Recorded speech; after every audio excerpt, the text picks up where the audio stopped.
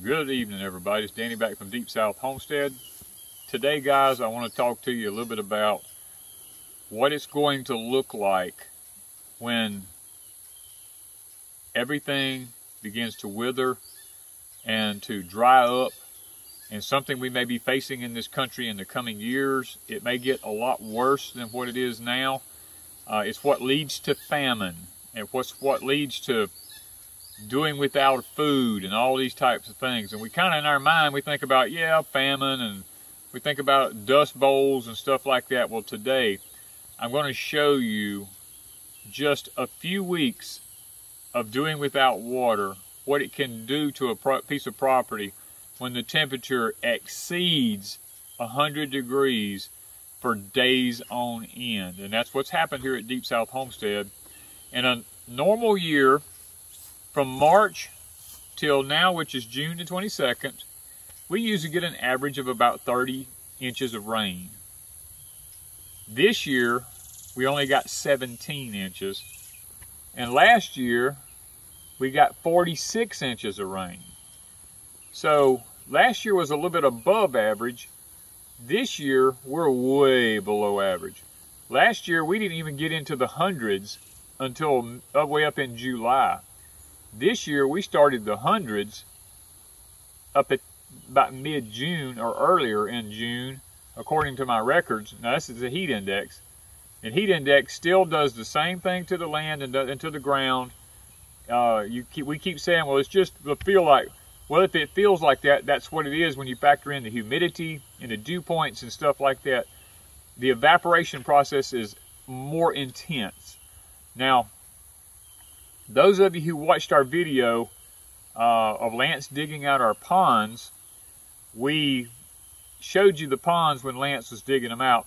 That was just 2 weeks ago.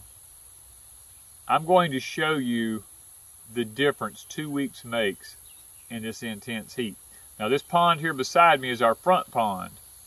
Now, I just put a set of culverts in it, which are overflow pipes and stuff like that, because Lance was digging out the head of it for me.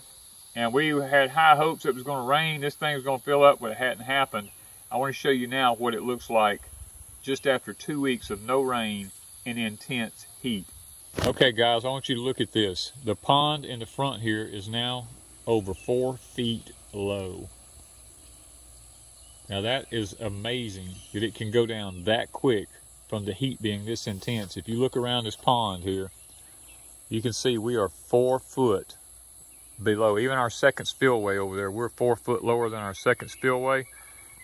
And where Lance dug it out at over here to the side, it's already dried completely up. Lance dug this out 4 more foot below the original water level that was here when he was digging it, which was only about 1 foot low. And I want you to look at it now. This thing has gone down tremendously where he dug it out at here.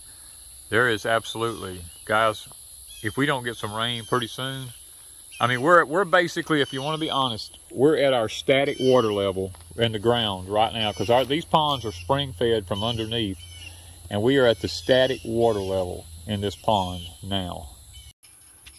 Okay, guys, this is our front garden. This garden gets over an hour's worth of watering every day. These sweet potatoes were planted almost 2 weeks ago. And I water these things over an hour every day. And I want you to look at them. I'm going to show you. Look at that. Just powder. Dust.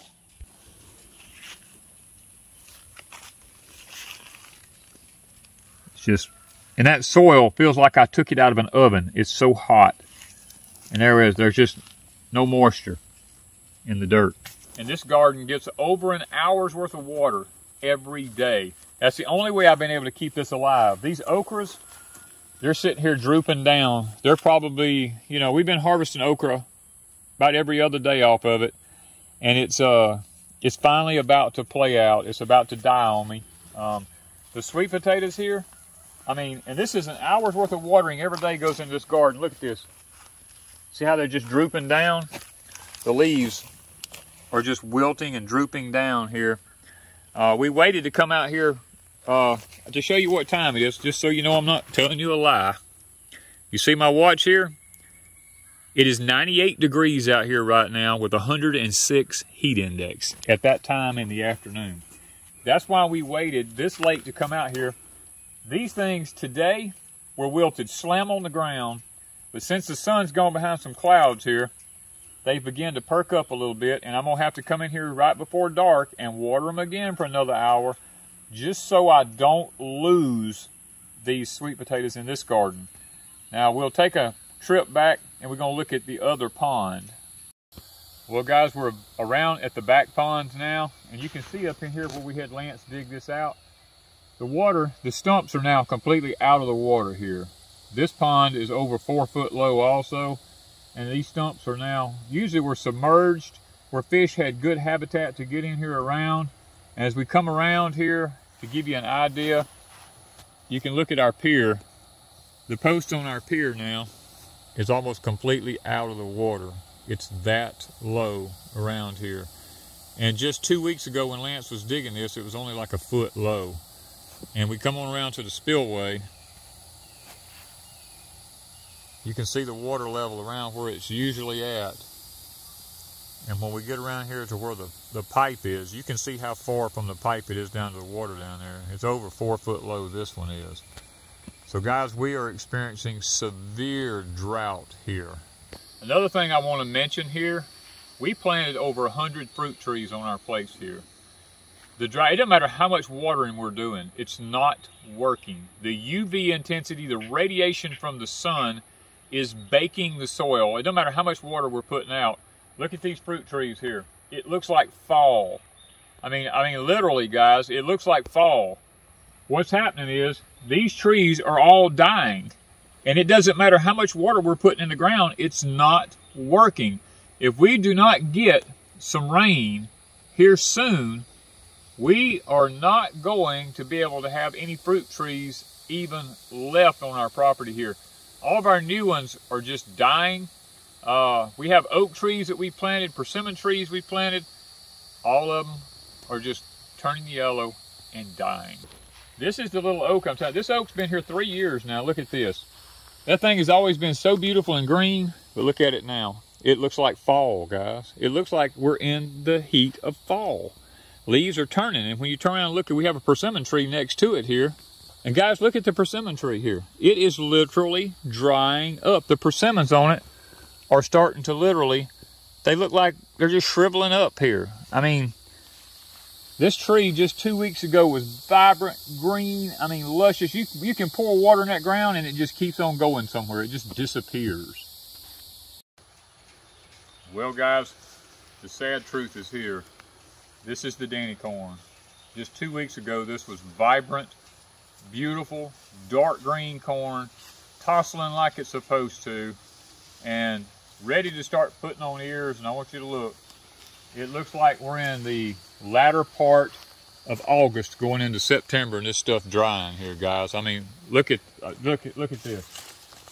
Not an ear on it nowhere. Literally, if I go through here, no ears. I mean, it never made any ears. And what I'm doing is it's just so weak, it's shriveling up, it's just falling over here. And I come through here and just, look, I want to show you something. Look at this. See the dust? That's how dusty and dry it is here. We have nothing. If you look down through here, down through these rows, all you see is just dead corn, guys. This is what drought and famine looks like. Guys, let me tell you something. I've been watering this every day for 2 weeks. Yesterday, I just gave up. I told Wanda, I said, it's not working. I don't care how much water for hours I sit here with water running down these rows in this corn, trying to salvage it, trying to make it happen. At night, I can come over here and run the water. I get up in the morning, the ground is completely dry. I water it that morning.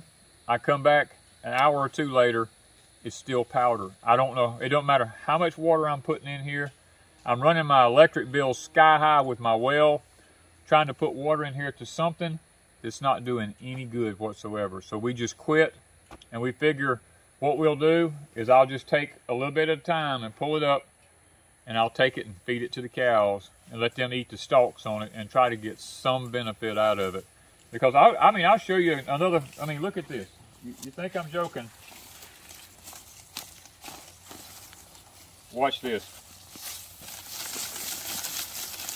Look at that. I mean, look at, it had a great root system. Look at the fire ants. Look at the fire ants on this. These things are infested with fire ants. They're looking for any moisture that they can find to just have some moisture. And what little bit of that's in the green of this corn, look, there's fire ants all up and down this right here. They're getting on my hands trying to bite me. They're just looking for any moisture in this corn whatsoever. Even the ants are suffering.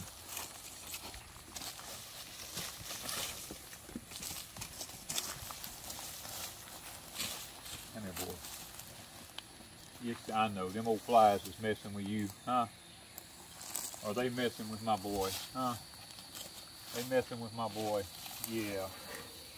Yeah. Well, guys, this has been the 1 year that the horse flies has been so bad on the cows. We've tried all kinds of stuff. Now, we'll tell you this. We've learned this year. The black cows have more trouble with the horse flies than the brown cows do. The brown cows have a little bit of trouble, but nothing like what the black cows have. And the black cows, they just literally eat them up, and I've tried and tried. It's just not working. I mean, this is what happens when sin comes into a land like America, and evil and the hand of God being lifted off of a nation. God's people suffer just like the lost people do. There's no guarantee. We're not going to sit here and be benefited just because we're God's people. We are going to go through everything just like the rest of the world does, and we just have to trust God to help us to make provisions for it. Guys, it's really, really bad. Now, a lot of y'all are probably going to say about the ponds when we were talking about that over here a while ago. Oh, it went down because Lance dug it out. No, it did not go down because Lance dug it out. It went down because it's that dry right now. Like I told you, this year we got 17 inches of rain from the beginning of March till now. A normal year for us is 30 for this length of time. Last year we got 46. So last year we had an abundance. The spillway never stopped running over. This year, it hadn't even ran over since, I think it quit running over in February, I believe. Either January or February, it quit running over. And it stayed full to the top. But when this intense heat came, it's just steady going down. Because the evaporation, I'm telling you, evaporation is taking everything out. I mean, we're literally running our pump to death, trying to keep what little bit of stuff we've got going. And as far as gardening for us in the Deep South now, the only thing we're going to really have from this point forward we're going to focus on is going to be our sweet potatoes. We're going to try to keep them going. I have a couple of zucchinis I'm saving for seeds. I've got them and keeping them going. Once they're over, that's out. We have some field peas planted that are up about this tall. They usually like the heat, but I'm having to water them just to make sure they don't die. And that's pretty much it. Now, our high tunnels, we still have stuff in our high tunnels that's doing okay. It's not having any kind of problems like this out here is. That's why I'm telling you, you can't depend on your fruit trees producing because they're dying. I have fig trees are from the Mediterranean region where it's dry and it hardly ever rains. Mine are dying. A lot of my fruit trees are just dying. And it's just simply, guys, we're going to suffer the consequences of rebelling against an almighty God. That's the bottom line. And none of us are guaranteed we're going to be spared. Now, is there parts of the country that's doing great? Yeah, there's parts of the country that's doing great. But that's just like where it says in the scriptures that there will be seed time and harvest until the Lord comes back again. That doesn't mean it's going to be everywhere. That means that somewhere on the face of the earth, there's going to be seed time and harvest. And if y'all go back and look at my videos, I told y'all here months ago that this summer, is going to be the most intense heat we've ever had. There's going to be places it's going to get up to 140 degrees on the face of the earth. That's already happened over in the Middle East. And it feels like it's happened here. I mean, but the bottom line is this. Wanda and I get up at 4 o'clock in the morning. We eat breakfast around 4:30.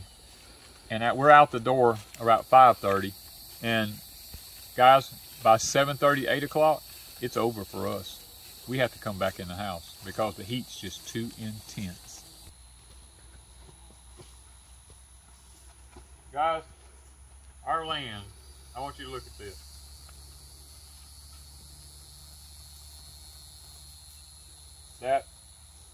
See that? That's how dry it is. Guys, this is the sweet potato row I made up over a week ago.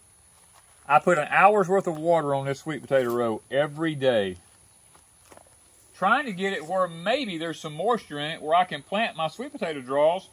And this is all I got. Look at that. That's an hour's worth of water every day. How can I water that? I run an hour. That's my pump running an hour, wetting that. And by the next morning, that's what I have. It's just, we're just quitting. I mean, because we're just running our electric bill up and we're doing nothing. Guys, these sweet potatoes here were planted the exact same time as the ones in the front garden we just looked at up there. And I water these every day, just like I water that row right there. I water these, and look at them. They're sitting here, they're doing nothing. Literally, they're fertilized heavy. I water them, and they're doing nothing. Look at the okra in the background back there. That okra is the same age. As a matter of fact, it was planted before I planted that in the front garden, and it is literally wilted down up there. And not growing. Not growing at all. It's only, that okra is less than 2 feet tall. Guys, I've been gardening for 50 years or more. This is the first time in my life I've ever faced anything like this right here. I've never faced anything like this. I've never had all my trees to just start dying and my corn to die. Now, yes, we've had times that we've had 100-something degree heat indexes, but not with the intensity that we have now. My grass is even dying. I mean, this grass a week ago was luscious and green and I mowed it with a lawnmower. And now it's just brown and dying. So, I mean, I hate to tell you this, but there's not going to be any Danny corn seed to sell this year. I'll be lucky if I find enough ears in this to save for my own seed that I took to plant this. I'll be lucky if I find that in there. And I'm heartbroken because we were counting on it this year for grits, cornmeal, corn flour, all that kind of stuff to be able to stock up.